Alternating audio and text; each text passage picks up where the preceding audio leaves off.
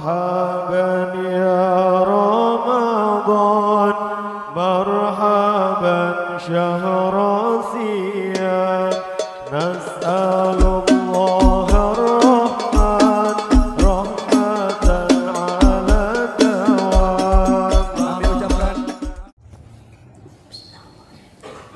Assalamualaikum warahmatullahi wabarakatuh. Alhamdulillahilladzi an'amana bi ni'matil iman wal islam wa nusalli wa nusallimu ala khairil anam sayyidina Muhammadin wa ala alihi washabbihi ajmain. Amma ba'd. Yang saya hormati bapak-bapak dan ibu-ibu sekalian serta seluruh jamaah salat tarawih Masjid Al-Ikhlas yang insyaallah dirahmati Allah Subhanahu wa taala. Yang pertama dan utama, Bapak Ibu, tentunya mari kita bersyukur kepada Allah karena kepada malam hari ini kita masih bisa diberi kesehatan, kekuatan, nikmat iman, nikmat Islam, sehingga bisa melangkahkan kaki, mengayunkan tangan, menggerakkan badan, hadir di masjid kita ini untuk kemudian sama-sama melaksanakan salat tarawih dan salat witir secara berjamaah. Yang kedua, Bapak Ibu, mari kita bersalawat kepada Rasulullah dengan mengucapkan Allahumma shalli ala sayyidina Muhammad wa ala ali sayyidina Muhammad. Semoga semua yang hadir di sini mendapatkan syafaat Rasulullah di yaumil akhir nanti. Amin ya rabbal alamin. Baik Bapak Ibu jemaah yang berbahagia, sebagaimana biasa sebelum melaksanakan salat tarawih ada beberapa informasi yang akan kami sampaikan. Yang pertama terkait petugas salat tarawih pada malam hari ini. Menurut jadwal, yang bertugas sebagai imam tarawih adalah Bapak Ustadz Roshendi, dan yang bertugas sebagai penceramah pada malam hari ini adalah Bapak Ustadz Salafuddin LC. Baik Bapak Ibu yang berbahagia, berikutnya terkait informasi jumlah infak Ramadan sampai hari ini. Saldo infak tanggal 2 Maret 2025 sebesar Rp4.370.500. Pemasukan infak tanggal 3 Maret 2025 sebesar Rp1.568.050.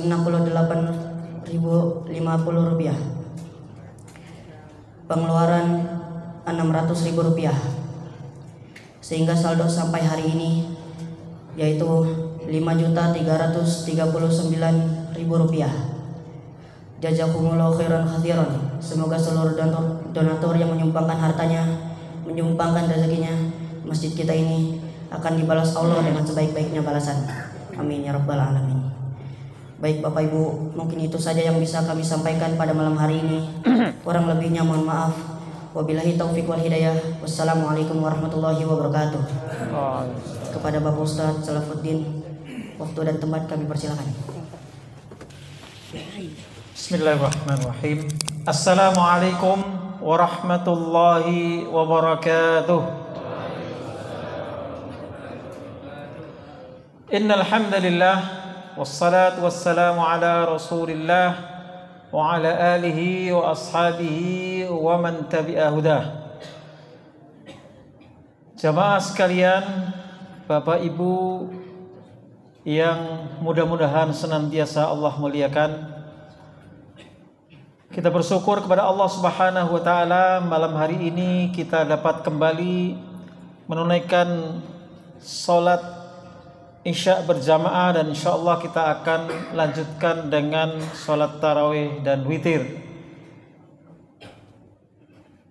Alhamdulillah pula kita dalam keadaan sehat walafiat, tidak ada gangguan kesehatan maupun bencana alam seperti yang sedang dihadapi oleh banyak saudara kita, khususnya di Bekasi. Ribuan orang harus menyelamatkan diri dari genangan banjir yang luar biasa besarnya. Maka kita bersyukur, sembari kita mendoakan mudah-mudahan bencana yang menimpa saudara-saudara kita sedang berpuasa ini Allah SWT memberikan ganjaran yang sebesar-besarnya, dan mudah-mudahan Allah mampukan mereka untuk bersabar, serta Allah ganti cobaan yang menimpa itu dengan yang lebih baik. Amin Allahumma amin. Hadirin hadirat yang dimuliakan Allah Subhanahu wa taala, Kalau kita menghitung perjalanan puasa sejak pertama kalinya diwajibkan oleh Allah Subhanahu wa taala, maka puasa tahun ini adalah puasa yang ke-1445 kalinya. Mengingat bahwa puasa Ramadan itu diwajibkan oleh Allah Subhanahu wa taala memasuki tahun kedua Hijriah. Dan sepanjang hayat baginda Nabi hanya 9 kali beliau menjalankan ibadah puasa Ramadan. Jamaah di sini mungkin ada yang sudah bahkan 60 kali ya menjalankan puasa Ramadan. Mungkin ada yang usianya sudah 70 ke atas ya sudah menjalankan puasa sampai mungkin 60-an kali, dihitung katakanlah sejak balik atau kira-kira di atas 10 tahun. Dan Rasulullah hanya 9 kali saja dalam menjalankan ibadah puasa, karena setelah itu dipanggil oleh Allah Subhanahu wa taala. Tepatnya ibadah puasa itu diwajibkan oleh Allah, turunnya ayat mengenai kewajiban ibadah puasa itu pada bulan Sya'ban tahun kedua Hijriah, yaitu ayat ke-183 dari surat Al-Baqarah. Ya ayyuhalladzina amanu kutiba alaikumus siyamu kama kutiba alal ladzina min qablikum la'allakum tattaqun. Kita semua hafal dan mengerti artinya. Ayat ini turun pada bulan Sya'ban tahun kedua Hijriah, dan bulan berikutnya pertama kali kaum muslimin menjalankan ibadah puasa. Yang sekali lagi berarti ini adalah puasa yang ke-1445 kalinya di tahun 1446 Hijriah. Dan perlu kita ketahui bahwa puasa pertama kali yang dijalankan oleh baginda Nabi itu kalau dilihat tahun Masehinya itu sama dengan bulan yang sekarang kita ada di dalamnya. Diwajibkan pada bulan Februari tahun 624 Masehi dan dilaksanakan pertama kalinya pada bulan Maret tahun 624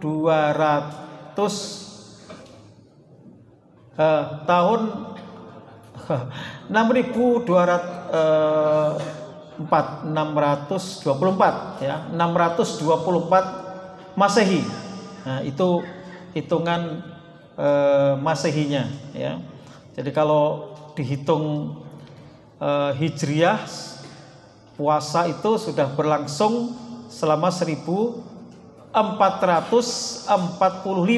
Tapi kalau dihitung Masehi baru 1401 tahun ya. Jadi perbedaan hitungan Qamariyah dan Syamsiyah, Masehi dan Hijri ya. Sehingga setiap setahun itu selisih 11 hari ya. Tahun depan kita akan puasa kira-kira di tanggal 19 Februari. Tahun berikutnya lagi mungkin kira-kira di tanggal 8 Februari. Tahun berikutnya di Januari dan seterusnya. Ya, ini ada hikmah tersendiri. Bayangkan kalau kita nggak masalah ya, saudara-saudara kita di negeri Arab, di dunia Islam lain, apalagi di Eropa, kalau saja puasa itu selalu di musim panas, maka betapa beratnya. Ada yang puasanya 15 jam, 16 jam, 17 jam, ada bahkan lebih dari itu. Kalau kita ini mau musim kemarau, mau musim penghujan ya sama, rata-rata ya 12 jam lah, 13 jam kalau dihitung dari sahur sampai maghrib ya. Sehingga perputaran ibadah itu kita mengalami masa-masa yang berbeda-beda. Tahun ini katakanlah kita berada di musim penghujan, akhir musim penghujan, walaupun malah hujannya luar biasa di bulan Februari ini. Baik, tema kita pada kesempatan singkat kali ini adalah Ramadan sebagai bulan pendidikan. Kita tahu bahwa ayat pertama yang Allah turunkan adalah perintah untuk membaca. Ketika Rasulullah bertahanus beribadah menyendiri di Gua Hira, di situ pertama kalinya Rasulullah mendapatkan wahyu 5 ayat pertama dari surat Al-Alaq. yaitu a'udzubillahi minasyaitonirrajim, bismillahirrahmanirrahim, iqra bismi rabbikal ladzi khalaq, khalaqal insana min 'alaq, iqra wa rabbukal akram alladzi 'allama bil qalam, 'allamal insana ma lam ya'lam. 5 ayat ini yang pertama kali turun. Kalla innal insana la yatgha ar-ra'ahu stagna, dan seterusnya.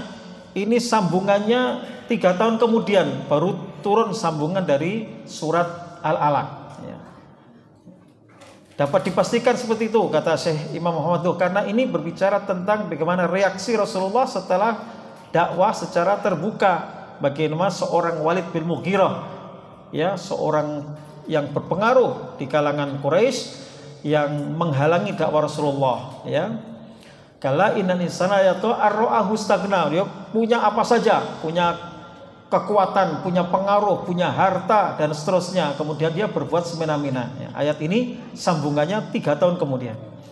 Baik, Iqra ini adalah tonggak, ya, atau permulaan, ya, di mana bangsa Arab, bangsa Mekah khususnya, ya, mengalami perubahan yang luar biasa. Karena orang-orang Mekah pada umumnya itu ketika itu tidak kenal baca tulis, disebut sebagai kaum yang ummi, ya. Ada memang yang bisa membaca tulis tapi bisa dihitung jari katakanlah, ya. Utamanya adalah dari keluarga Bani Umayyah. Karena dalam catatan sejarah, orang yang mula-mula ngajari baca tulis masyarakat Mekah itu adalah Harb bin Umayyah. Harb ini bapaknya Abu Sufyan, kakeknya Muawiyah, buyutnya Yazid. Yazid bin Muawiyah bin Abi Sufyan bin Harb bin Umayyah, maka disebut Bani Umayyah. Mertuanya Abu Lahab, ya, karena istrinya Abu Lahab, Arwa, ya, atau yang dikenal dengan Ummu Jamil, itu putrinya Harb. Jadi Abu Sufyan dengan Abu Lahab itu iparan, ya. Itu yang pertama kali dikenal sebagai awwaluman allamal qira'adah inda ahli Makkah. Itu orang yang mula-mula mengajarkan baca tulis di kalangan masyarakat Makkah. Maka secara umum Al-Qur'an mengeneralisir, ya, bahwa masyarakat Mekah itu masyarakat ummi, ya. Dari mana kita tahu? Ayat kedua dari surat Al-Jumu'ah, huwallazi ba'atsa fil ummiyina rasulan minhum yatlu 'alaihim ayatihi wa yuzakkihim wa yu'allimuhumul kitaba wal hikmah wa in kanu min qablu lafi dhalalim mubin. Dialah Allah yang mengutus di kalangan kaum ummi, ya, fil ummiyina rasulan, seorang rasul, minhum, di mana rasul ini dari kalangan mereka sendiri. Jadi sama sekali tidak pernah belajar, ya, filsafat Yunani, tidak pernah belajar kitab-kitab Samawi, Taurat, Zabur, Perjanjian Lama, Perjanjian Baru, tidak pernah, ya.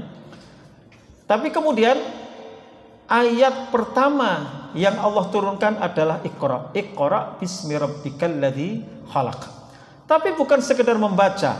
Jadi Iqra di sini dalam bahasa Arab al-qiraah itu membaca bukan dalam pengertian dari tulisan saja, tapi al-qiraah itu aslinya maknanya adalah mengungkapkan apa yang ada dalam benak dari hafalan. Maka membaca itu al-qiraah itu bisa minal kitabah dari tulisan, bisa minal khifdi dari hafalan yang dia miliki. Maka Al-Quran itu disebut Quran karena bacaan, disebut kitab karena ditulis. Maka kedua-duanya itu adalah bagian dari keterjagaan Al-Quran. Fal Qur'anu mahfudun bil kitabah wa mahfudun bil hifdi. Ya, Al-Quran itu dijaga oleh Allah melalui tulisan dan melalui hafalan. Inna nahnu nazzalna dzikra wa inna lahu lahafidun. Kami turunkan az-dzikr, yaitu Al-Quran, dan kami, kata Allah, yang akan senantiasa menjaganya. Nah, jadi ini perintah untuk membaca segala sesuatunya. Maka dalam Islam tidak ada dikotomi, tidak ada pemisahan, tidak ada pemilahan antara ilmu umum dan ilmu agama. Ini oleh Said Abdul Ala Al-Maududi dalam sebuah artikel panjang yang saya baca berulang-ulang, ditulis di era 70-an. Manhajun Jadid Litarbiyah Al-Islamiyah. Ya, manhaj baru. Ini sebenarnya bukan baru, tapi artinya mentajdid, memperbaharui pemahaman umat Islam tentang konsep pendidikan Islam. Apa yang beliau tegaskan, tidak boleh ada dikotomi, tidak boleh ada pemisahan antara ilmu-ilmu agama dengan ilmu-ilmu umum. Ilmu matematika, ilmu fisika, ilmu kimia, ilmu berbagai macam ilmu yang lainnya, itu adalah ilmu Allah Subhanahu wa taala, dan dulu para ulama itu mempelajarinya. Maka innama yakhsyallaha min ibadihi ulama, yang takut kepada Allah di antara hamba-hambanya yang alim, yang memiliki ilmu. Ibnu Sina pakar kedokteran, tapi sejak 10 tahun beliau sudah hafal Al-Quran. Khawarizmi pakar matematika, penemu aljabar, tapi beliau adalah seorang ulama, dan seterusnya. Ibnu Khaldun bapak sosiologi, dan itu diakui oleh dunia sampai sekarang ini. Tapi beliau adalah pakar sejarah dan juga seorang ulama, juga menulis kitab tentang fikih dan seterusnya. Maka di antara kemerosotan dan kemunduran pendidikan Islam itu adalah ketika dipisah-pisah. Oh, kamu ngaji saja, kamu baca Quran saja, ya, sehingga tidak menguasai ekonomi, tidak menguasai sains, dan tidak menguasai ilmu-ilmu duniawi. Yang ilmu duniawi itu mestinya memperkokoh, menguatkan dinul Islam. Apalagi isyarat-isyarat di dalam Al-Quran banyak sekali tentang ilmu pengetahuan, termasuk surat yang pertama kali turun. Iqra bismi rabbikal ladzi khalaq. Baca Al-Quran yang nanti terus akan diajarkan. Tapi yang paling pokok harus digarisbawahi pada bacaan ilmu itu harus bismi rabbik, ya. Jadi orientasinya adalah orientasi ilahiyah. Bismi rabbika itu bisa li musahabah wa li isti'anah dalam bahasa Arab. Artinya kita tidak bisa melepaskan segala aktivitas kita dalam belajar menuntut ilmu tanpa campur tangan Allah Subhanahu wa taala. Maka kita sama dengan bismi rabbik itu ya bismillah. Ya, cuman Allah di sini diganti dengan bismi rabbika, dengan nama Tuhanmu, dengan nama Allah, atau dengan bantuan dari Allah Subhanahu wa taala, atau diiringi dengan disertai dengan Allah Subhanahu wa taala. Artinya Allah dilibatkan dalam segala kegiatan kita. Ketika Allah tidak dilibatkan, dia jadi penguasa, Allah disingkirkan. Korupsi merajalela, manipulasi, tindakan-tindakan yang merugikan umat manusia. Tapi kalau Allah selalu disertakan bismillah, maka tidak akan berani dia melakukan kebohongan, manipulasi, apalagi kezaliman terhadap rakyat yang jutaan jiwa ini. Maka disitulah iman itu menjadi penentu kebaikan diri kita masing-masing dan kebaikan umat. Tanpa keimanan kita kepada hari akhir, rusaklah kita. Bismi rabbikal ladzi khalaq, dengan diiringi penyebutan nama Rabb yang menciptakan, ya. Bismi rabbikal ladzi khalaq, khalaqal insana min alaq. Ini sudah ilmu pengetahuan, ya. Allah ciptakan manusia min alakin. Pertama kalinya terjadi penciptaan min ibtidaiyah adalah min alaq, yang kadang dalam terjemahan yang beredar itu dari segumpal darah. Tapi asli makna alaq itu syai'un mu'allaq, sesuatu yang nempel. Apa itu? Ketika terjadi pembuahan, ya, sel sperma menempel di dinding rahim, nempel terjadi pembuahan. Itulah ibtida'u hayatil insan, permulaan terjadinya manusia, ya. Hadza ma yusamma bil alaq, sesuatu yang nempel. Kalau tidak nempel, gugur, enggak jadi. Kita ini enggak ada, ya, nggak jadi kita, ya. Nabtalihi, dalam ayat lain diuji dari jutaan atau bahkan miliaran katanya sperma yang bisa nembus itu satu kemudian menempel. Hadza wa ma yusamma bil alaq, khalaqal insana min alaqin. Allah ciptakan manusia, pertama kali terjadinya penciptaan adalah ketika terjadi pembuahan. Ini yang bisa menjelaskan adalah ilmu pengetahuan modern. Di zaman dahulu nggak bisa USG, nggak bisa di Rongsong, nggak tahu. Tapi Al-Quran sudah menjelaskan min alakin, ya, karena belum maju ilmu pengetahuan, pokoknya ada proses alak itu, ada yang mengatakan al-dam al-jamid, darah yang segumpal darah dan seterusnya. Tapi memang ketika terjadi pembuahan itu warnanya kemerah-merahan. Makanya ketika terjadi keguguran itu yang kita lihat adalah darah, seperti darah tapi bukan darah. Ma'asyiral muslimin, jamaah salat tarawih Masjid Al Ikhlas yang mudah-mudahan dirahmati oleh Allah Subhanahu wa taala, marilah kita selalu evaluasi bahwa Ramadan adalah bulan pendidikan, dan mari kita terus berupaya untuk memikirkan generasi anak-anak kita, generasi kita, cucu-cucu kita agar mengerti, faham Al-Quran, tapi juga faham ilmu pengetahuan modern. Jangan hanya bisa membaca Al-Quran tapi tidak mengerti tentang sains. Jangan hanya bisa ngerti urusan halal haram tapi tidak mengerti perekonomian, karena perekonomian ini terkait dengan juga halal dan haram dan seterusnya dan seterusnya. Maka sekali lagi bahwa Ramadan adalah bulan pendidikan, bulan ilmu pengetahuan, dan juga bulan perjuangan, karena perang yang luar biasa dicatat di dalam Al-Quran. Puasa pertama tanggal 17 Ramadan itu adalah terjadi perang Badar. Baik, mudah-mudahan yang sedikit ini dapat memotivasi kita untuk terus perhatian mempelajari ilmu agama dan mempelajari ilmu dunia, agar izul Islam wal muslimin betul-betul dapat terwujud. Ke depan pemimpin di negeri ini adalah orang-orang yang memiliki akhlak Al-Quran dan orang-orang yang memiliki ilmu pengetahuan yang luas, sehingga memberikan kemaslahatan bagi bangsa yang kita cintai ini. Amin, Allahumma amin. Aqul qouli hadza wa astaghfirullah li wa lakum wa billahi taufiq wal hidayah. Wassalamualaikum warahmatullahi wabarakatuh.